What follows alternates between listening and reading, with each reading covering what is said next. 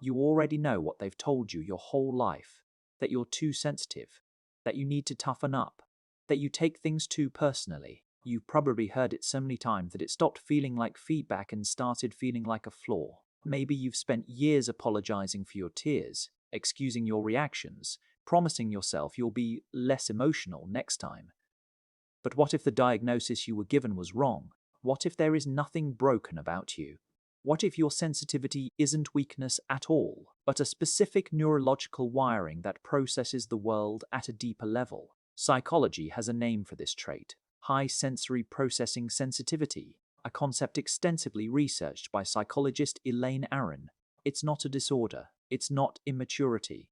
It's a temperament found in roughly 15 to 20% of the population, and it reflects measurable differences in how the brain processes information. This isn't about being dramatic, it's about having a nervous system that responds more intensely to emotional and environmental stimuli. In simple terms, while others skim their experiences, your brain absorbs them. Neuroscience helps explain why life feels heavier sometimes. Your amygdala, the brain's salience detector, activates not only in response to danger but also in response to significance. Subtle changes in tone, micro-expressions, emotional undercurrents in a room, your brain flags these quickly and automatically. Where someone else might register neutrality, your nervous system detects meaning. That early tagging of emotional relevance can trigger a cascade of physiological responses before your rational mind even catches up. So, when your eyes fill with tears, it isn't because you consciously chose to react. It's because your brain already classified the moment as important. At the same time, research shows that highly sensitive individuals exhibit stronger activation in regions like the anterior insula, which is involved in empathy and interoception, the awareness of internal bodily states. This means you don't just understand emotions conceptually, you feel them physically. When someone is sad, your brain partially simulates that sadness. Mirror neuron systems engage, and your body mirrors what you observe. You're not imagining it. Your nervous system is literally recreating the emotional state you're witnessing. This is why crowded environments can feel exhausting and why conflict can linger in your body long after it ends. You are processing multiple emotional signals simultaneously. Another key difference lies in depth of processing. Psychologists describe this as elaborative or deep semantic encoding. When something happens, you don't respond only to the surface event. Your brain automatically connects it to past experiences, future implications, and underlying meaning.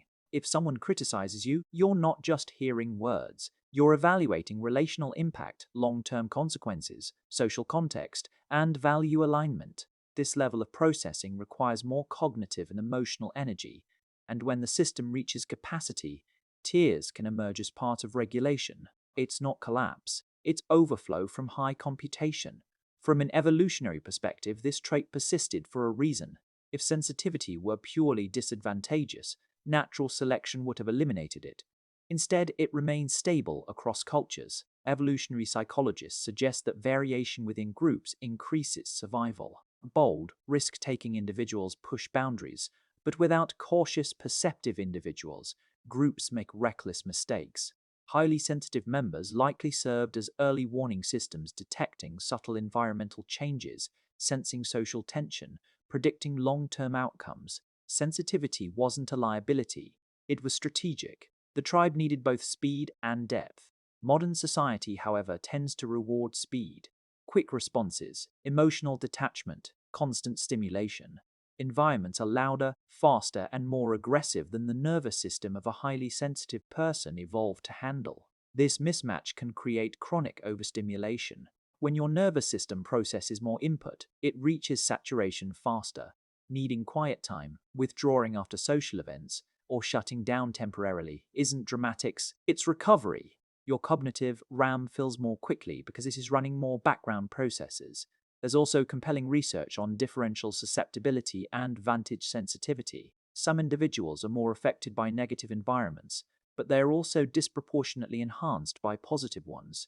In harsh conditions, they struggle more. In supportive environments, they thrive beyond average.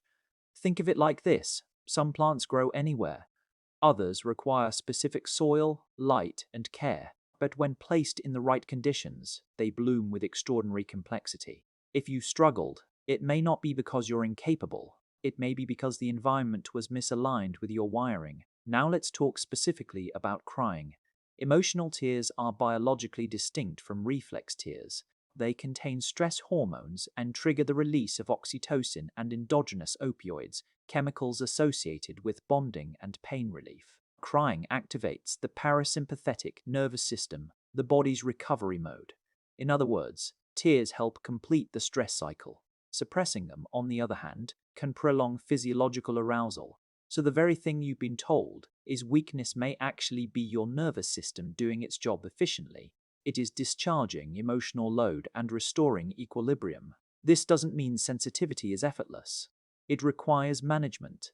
A highly responsive system benefits from intentional boundaries, protecting input, choosing environments wisely, building restorative habits.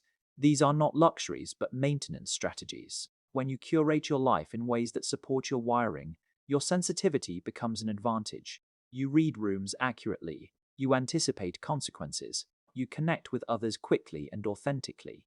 Emotional intelligence isn't about suppressing feeling, it's about understanding and navigating it. And people who process deeply often excel in that domain.